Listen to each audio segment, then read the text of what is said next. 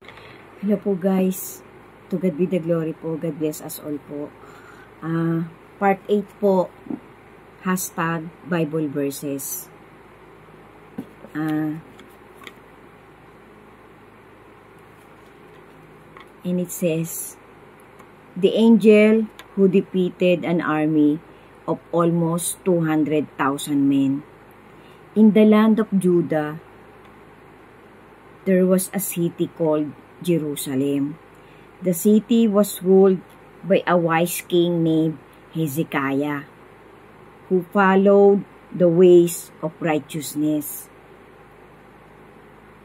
and sought guidance from our Creator and from the God of his ancestors.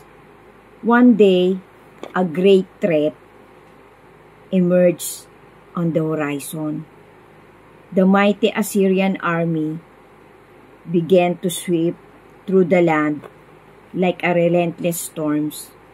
City after city fell before them. And now they stood at the gates of Jerusalem, ready to conquer. King Hezekiah knew the danger his people faced. He tore his clothes and put on sackcloth, a sign of mourning and humility. He went to the house of the Lord, seeking guidance and deliverance from the Almighty. Amid their despair, the prophet Isaiah came forth bearing a message from the God. Do not be afraid of the words you have heard, Isaiah proclaimed, because of the words that the king of Assyria has blasphemed against the living God. The Lord will defend the city and save it. Encouraged by these words, King Hezekiah and the people of Jerusalem took heart and held fast to their faith. They continued to pray, seeking the protection and salvation of the Almighty. Then one fateful night, as the moon cast its pale glow upon the city, a divine presence descended, an angel, a celestial warrior of eternal light, materialized amid the Assyrian camp. With a single stroke, the angel moved through the camp, leaving behind a trail of death and destruction, bringing an end to the whole army. When they arose early in the morning, behold, there were corpses all around. The book of 2 Kings recounts of this event.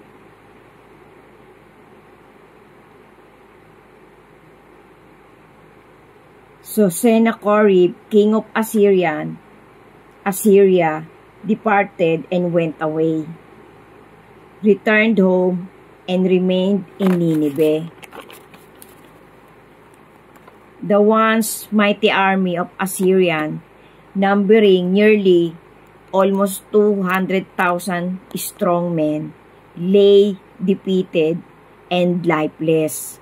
The people of Jerusalem awoke to a sight that defied explanation, a testament to the power of the divine intervention they had witnessed. Isaiah 37 verse 36.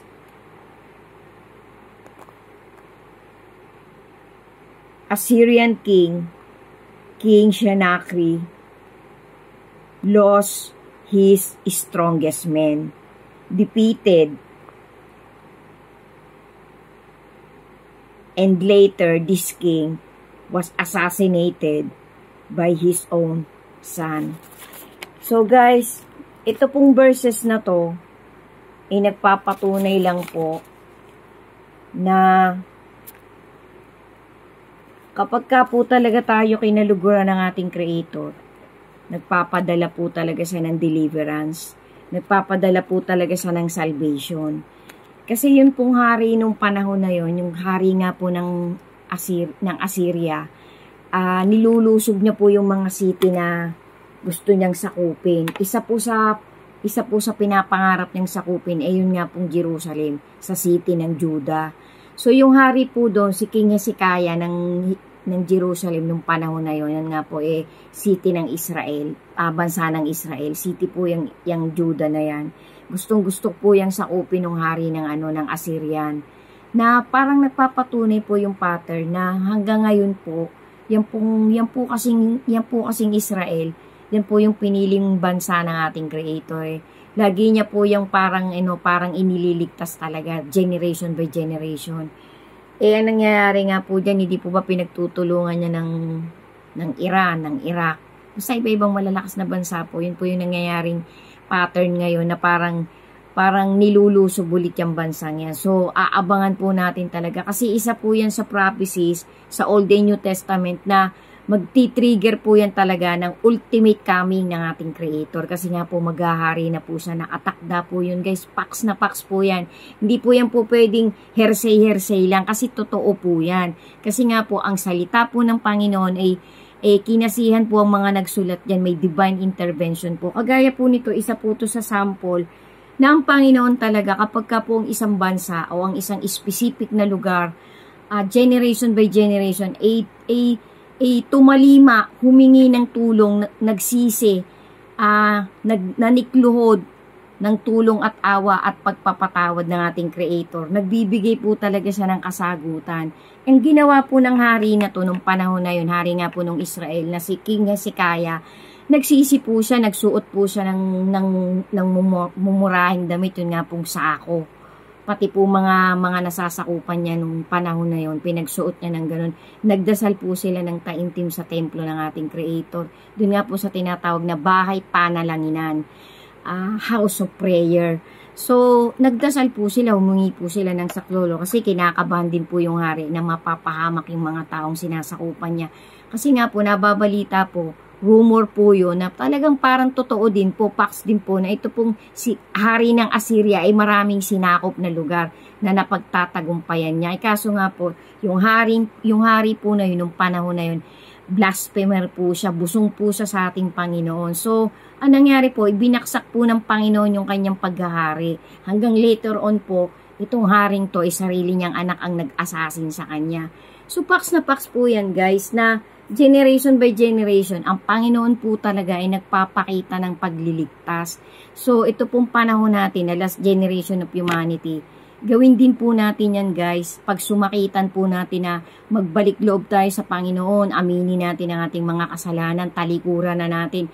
Kasi ang ipinapahiram po ng Panginoon sa atin ay temporary life lang. Meron po talagang dadating na eternal life na yun po ang magbibigay sa atin ng eternal peace and happiness. Na nakalaan na po yan, nakaready na po yan sa lahat ng macho-chosen. So guys, sana po talaga nakakapagtawid ako. Isa na lang po to, bibigyan ko na po to ng ending. Part 8 na po to, ng maliit na life lesson and motivation para sa bawat isang makakakita ng content ko na to. Thank you po sa platform na to. I salute you. And to God be the glory po kasi nakakagawa pa po ako ng mga ganitong content na nilalagyan nga po ng platform na to na #longer videos. Thank you po sa inyong lahat na magtapos mula part 1 hanggang final part. To God be the glory po. God bless us all po. Pagtibayin pa po natin ang faith natin at pagmamahal natin sa ating Creator. Lagi po nating panghawakan yung motivation na galing talaga sa Kanya at sa Kanyang bigating Son. To God be the glory po. God bless us all po at ingat po tayong lahat. At maging ready po tayo sa pagsalubong natin sa ultimate na pagbabalik ng ating Lord Jesus. Amen. God bless us all po and to God be the glory po ulit.